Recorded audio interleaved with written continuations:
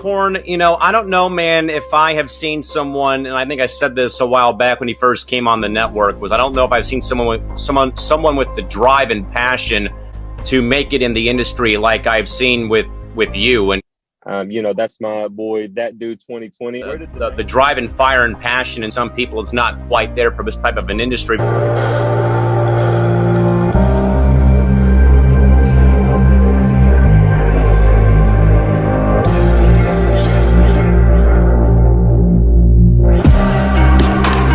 Because it's cutthroat, it's very, up and down roller coaster of emotion.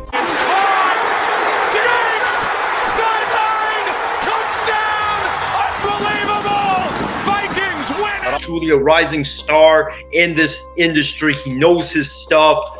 He's not afraid to go at people, and he's a guy that you want to go to bat for. And I'm so thankful that he's part of our network.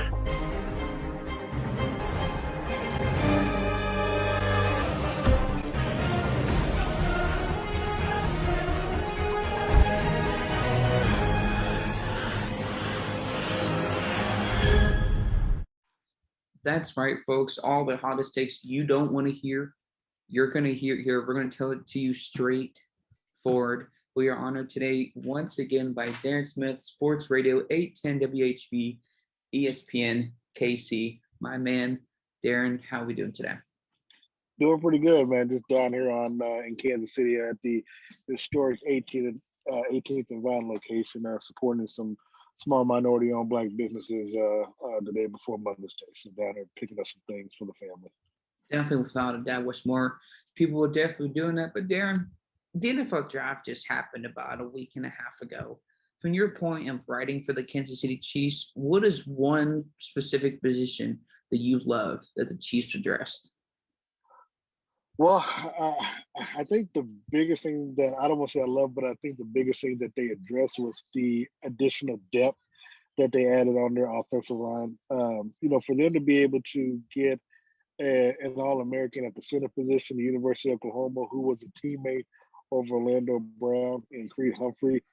His freshman year, he started his freshman year on that team with Orlando Brown, and they won the best lineman award in all of college football. So the fact that they were to bring him in, get him in the draft in the second round, where he could either back up Austin Blythe, who the Chiefs acquired from in free agency from the Los Angeles Chargers, or he could end up, supplanting them and being a starter. I think having that additional depth, and then of course picking up Trey Smith in the sixth round, a 6'6", 330-pound lineman, he can play guard or tackle. He'll more likely play probably right guard. Once he gets into this offense and learns everything, I think he is going to be a steal. And if you look at it, their line would be kind of young because you have a 25-year-old Orlando Brown. You got a Lucas Niang, who's I think 23 years old, and then of course this kid Trey Smith.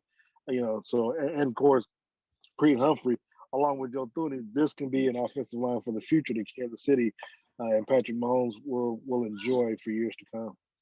Definitely was a smart move by the Chiefs, but man, speaking of the offensive line, Orlando Brown, goes to the Chiefs. I understand there's some people say there's concerns because of injuries, but what do you think he brings to the team besides being that extra offensive lineman that they really needed to pick or protect for Patrick Mahomes?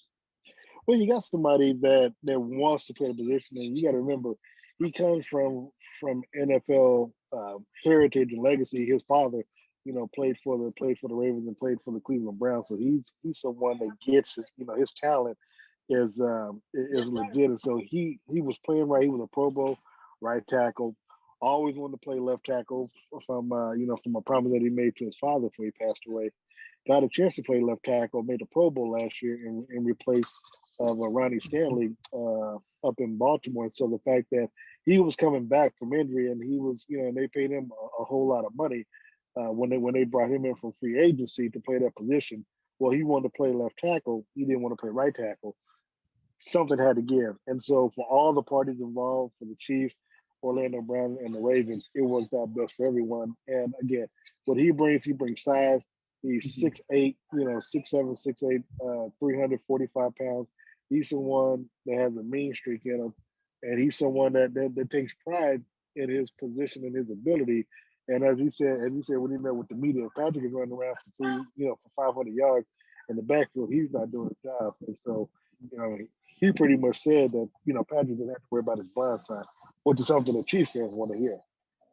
Definitely, without a doubt, man, the offensive line is the most important position. That could definitely harm Lamar Jackson going into next year. Because Darren, when the Chiefs won the Super Bowl in 2020, you can't expect to run the ball, run, pass. Because when you look at Super Bowl champions, I believe from the past 15, 20 years, besides the exception of the Broncos in the late 90s, I think the Ravens just have that issue. Is despite I love some of the players that they drafted, but they're going to have to change a lot of their identity of the offense because, NFL defenses, Darren, are going to figure them out. And if the Ravens are going to sign Lamar Jackson to an extension, they got to get past that division round because if not, there's going to be some but very uncomfortable conversations within the organization. Well, I would disagree in the manner that they knew what they were getting when they drafted Lamar Jackson. The thing is, you've got to put the right pieces around him, and that's what Jim Harbaugh and the front office to do. I think what they need to do is look at bringing a legit veteran number one wide receiver. I know they acquired Sammy Watkins this offseason in free agency, and I know they got Hollywood Brown. But my issue with Sammy Watkins has always been he can't stay healthy to get out there on the field.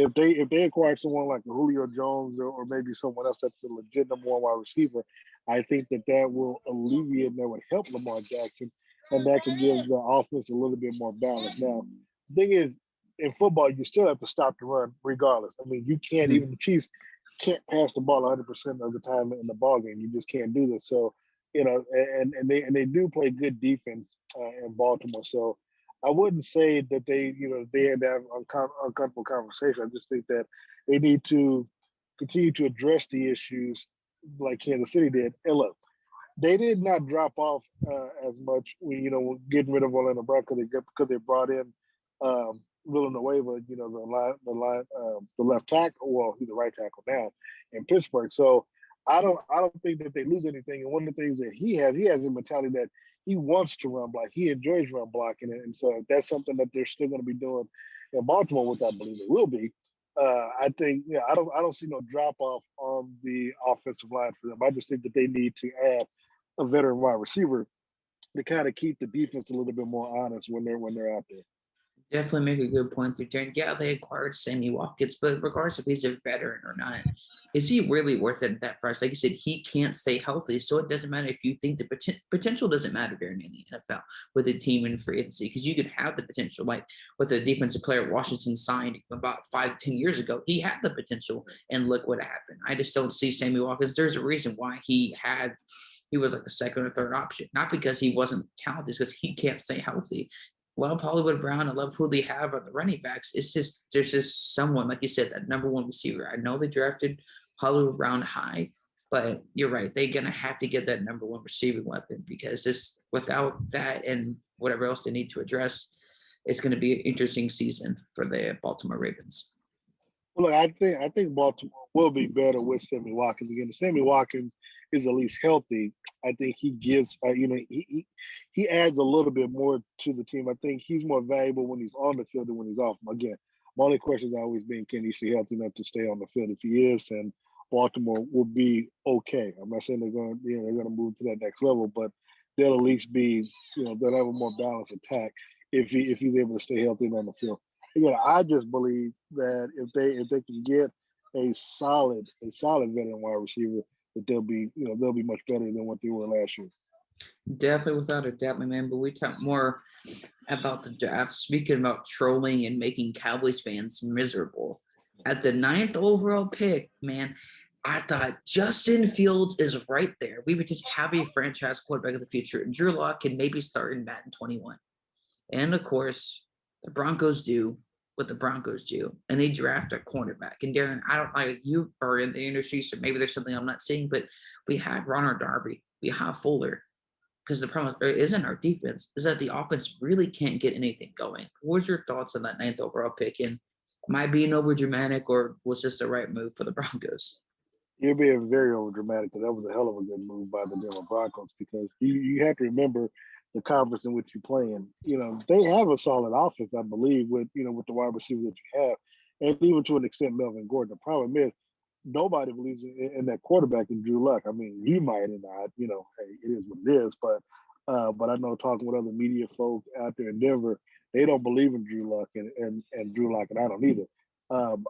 I think that I think the reason why they didn't go for Justin Fields because I think they are trying to work something out with the Green Bay Packers in acquiring Aaron Rodgers. So if you're going to acquire Aaron Rodgers, you already got Teddy Bridgewater, you also got Drew Lock on the on the team. Why would you go draft a potential quarterback? And so if that's the case, I'm sorry. So if that's the case, what I would suggest is that look, Patrick Surtain comes from NFL royalty.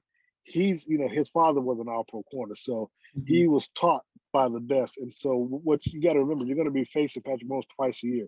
You need somebody on the other side of Tyreek Hill when you're facing him. And so I think I think he brings that toughness, and that's something that you just can't get from anyone. And I think his addition to the team is really going to, I think, strengthen the strength of that defense. And if by chance you get Aaron Rodgers after June 1st, you can still put pieces around them to make that offense even stronger. So I think they did the right move. They must be 100% guaranteed they can get Rodgers. Because if somehow we get Rodgers, here's a cold beer. I will personally fly to where you are and give you the papers to sign with the Denver Broncos here. Because speaking of like that offensive line, if they don't have to pay Jawan James that $10 million, I understand the controversy here, Darren. Like it was off the field. It wasn't in the facility. It's just at the same time, the Broncos paid him a lot of money, and he really hasn't started a ton of games. So I don't know what. So your thoughts on that? Did the NFLPA have a good point, or is it kind of the situation where nobody knows like what would be the true right answer? I would say, well, in this situation, I mean, it's in the CBA. So technically, the Denver Broncos, they do have the right to not pay him should they choose not to. I think at the moment they have him on the non-football injury reserve list, but they haven't decided if they're going to pay him or not. And so, if that were the case, that's a situation that, as much as I'm a union guy, I would have to side with the team if they decided not to pay him again. But that's one of the reasons why when I spoke with Darren Smith a couple of weeks ago, his thing is that players can work out and should be able to work out without having to go into team facilities because it's supposed to be voluntary. Now, the question is, what was this guy doing that he tore his ACL or something? Because generally, if you're on a treadmill or you stay in shape, I don't think you should be doing something that explosive to where you might, to where you have that type of tear or something. I mean, was he playing basketball? Was he doing something he should have been? I know he said he was working out, but what kind of workout were you doing that you would have popped your ACL or something? So, I think, you do a little bit of investigation, but because of what's in the CBA, I cannot fault the team if they decided not to pay him. I mean, it's what they agreed to do. Exactly, and this is where I don't understand. Because about a year ago, they had the new NFL CBA that starts this season. You have 17 games, 18 weeks, and all these rules. But okay, we're good. Well, it started last season. Okay. So then now all of a sudden people are like, oh my gosh, this is ridiculous. Well, you knew about it last year. So then I don't understand why all of a sudden people are they're all emotional, like a woman in a Hallmark movie here. I don't understand like all of a sudden. I get the frustration, but I agree, man. It's just he hasn't developed as a player. You can say, oh, I'm signing with the Broncos because I'm biased. I think we need that healthy offensive line. Because if there's a chance we can get Rodgers and win already and win that mode, you got to be able to pay your players. But he's just one of the guys where I'm not convinced of him. I get it, but it's in the NFL and the rules all that they have settled since last season. So I don't know why players, in my opinion, at least in my opinion at this point, should be surprised or frustrated. Well, I don't think they're really surprised. I think the players are hoping that the team does it, that the team pays them.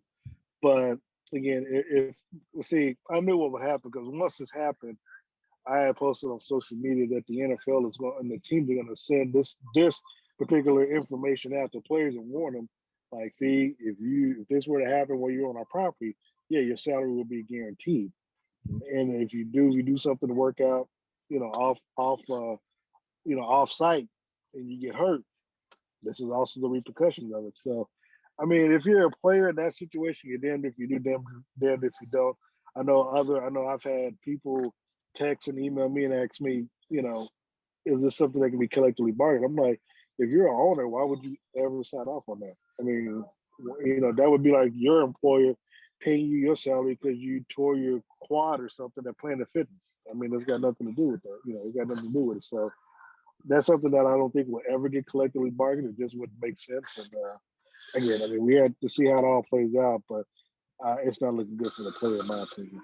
I mean, definitely. I mean, why would you pay somebody that much money to practically sit on the sidelines? The Broncos are in win now mode. If they can recoup some of that money to help protect potentially Aaron Rodgers here, I think people just get all frustrated in their emotions. But again, why would you pay somebody just to sit on the sidelines? It doesn't really make any sense. As a business, and I understand it's frustrating, but again, at the end of the day, he's sitting on the sideline with $10+ million. To me, that wouldn't make any sense to pay a guy just to sit there. I mean, this isn't like a fast food restaurant. I think this is the NFL. Yep. But this next one here, kind of talk about some of these, is that Mac Jones. I don't know, you've looked at different quarterbacks and wrote about them. Did it benefit him falling all the way down to the New England Patriots? Or is it kind of sometimes the hype of a quarterback, the talk of that, has more power than maybe it should have for a draft? No, I don't want to say it benefited him to fall. I just think he went where he was where he was going to go. If he didn't go number 3, then he wasn't. I didn't see a team in the top 10 that would actually draft him. But what works in his favor that he doesn't have to come in and start right away with New England because because you already got Cam Newton there. But you can still allow him to learn that offense that Cam Newton's going to be running, but you can also install Alabama's offense or whatever he was running with Josh McDaniels, and because he is going to be their quarterback of the future.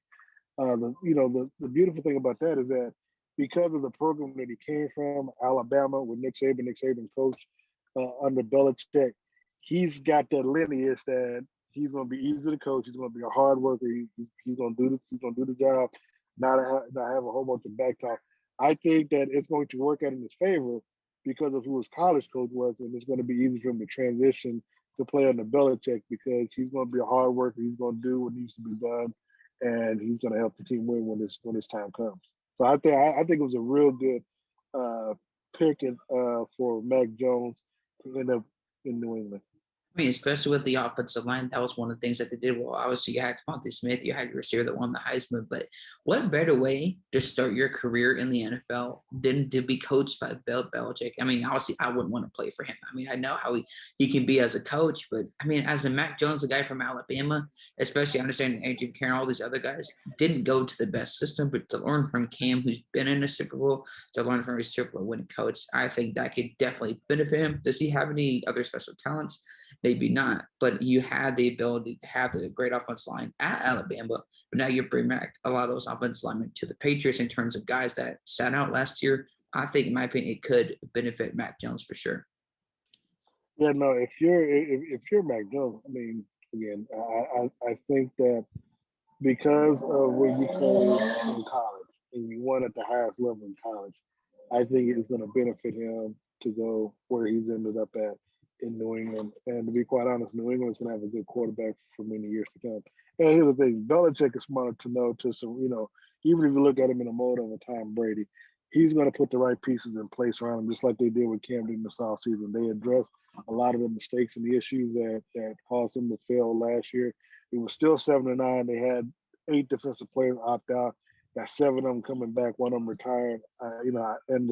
It's going to be more of a defensive-led team. But whether it's Cam or whether it's Mac, the pre-requirement is going to be don't lose us the ball game. We'll put you in a position to win and to do well, and with the play calling and the defense, just don't you turn the ball over.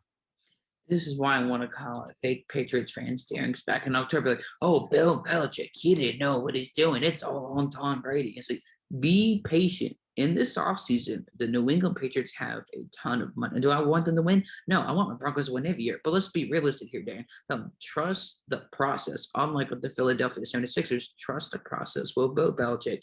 Now all those fans are like, oh, I trusted Bill Belichick. Well, no, you didn't, because there were people saying like, oh, they have a losing record. Oh, look at Cam. This team is you had 8 players opt out last year. Darren, in any franchise, if that happened, your star players on defense. What do you think is going to happen? That's why certain people, I think you can't call them sports fans, because when it goes good, they're great. But when it goes bad, they call it their coach. And then all of a sudden they act like they were believing in Bill Belichick and the process the entire time. No, I agree with that. Definitely, this last one here I want to talk about with you, man, is Washington. Though they got Jamon Davis out of Kentucky. I told people, maybe you could agree or disagree. Washington, they're, I would think, a quarterback and an extra offensive lineman away from contending in the NFC East. And if they keep playing their cards right, maybe I'm being all crazy or I had too much caffeine today, but in a couple of years, I could see Washington being contender, not just in the NFC East, but the NFC, potentially, if they keep playing their cards right. You got Chase Young, you got those guys on the defense, you got Gibson, you got McLaurin, you got a tight end, you got Ryan Fitzpatrick being that veteran presence, and Heineke comes in once in a while. But what were your thoughts on that pick, and how can you see Washington as a true contender in the next couple of years? Knowing Ron Rivera and knowing how Daniel Snyder's been kind of hands off since all this stuff has gone down with this team over the last year and a half or so, with Ron Rivera pretty much, making a lot of these calls, at least the personnel type calls, I could see them. I mean, I think once they settle in on who the quarterback of the future is going to be, I think they have a chance to compete in the division. They had the number 2 ranked defense last year, so this team will still be led by the defense going further. If that is the case, and the defense can keep the offense in the game, whether it's Ryan Fitzpatrick, if he, if he can help lead the team, and again, as we talked about before with Mac Jones, don't lose ball games. I think the defense will do enough to keep you in the ball game. I think they'll be able to create turnovers to keep the offense into the game, or to help the offense, get additional possessions. I think it's going to be more so the veteran leadership of Ryan Fitzpatrick in that defense than Washington football team. Without a doubt, my man, and I hope that they see the first half Ryan Fitzpatrick, not the second half of Ryan Fitzpatrick, just like we've seen with the Texans, with Buffalo, in the entire time. But again, Darren, before we go, do you have any final shout-outs or anything that you're working on to tell the people out there? No, just my weekly show on Sports Radio 810, The Ship. It airs either 9 to 11 or 10 to noon, depending on what we have scheduled on Sundays, and then of course daily from 3 to 4 p.m. Central on ESPN Kansas City. Darren and Sterling on ESPN Radio. So, but other than that, now just want to wish everyone happy Mother's Day and stay safe. Definitely, and get vaccinated if you have to. Definitely. Thank you so much, man, for coming on. We'll do this again, but good luck to the Chiefs here. I can't. I'm sorry, I can't say that. Hopefully, we get Aaron Rodgers. If you see me, I'll have maybe a Jack and Coke right here, and I'll personally email the papers to Rodgers so you can come to the Denver Broncos. But Darren, thank you so much for coming on again, my man. All right, anytime, man. Have a great day.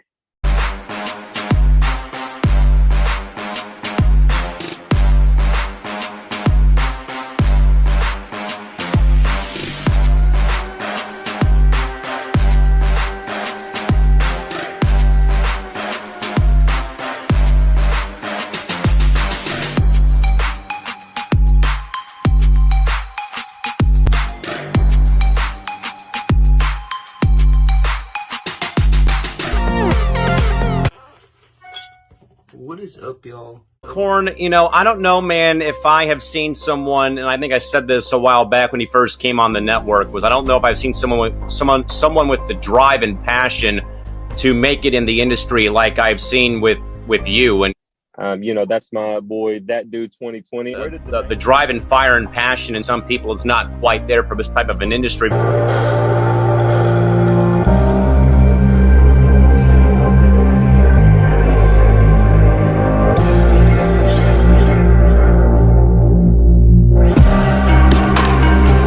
cutthroat. It's very, up and down roller coaster of emotion.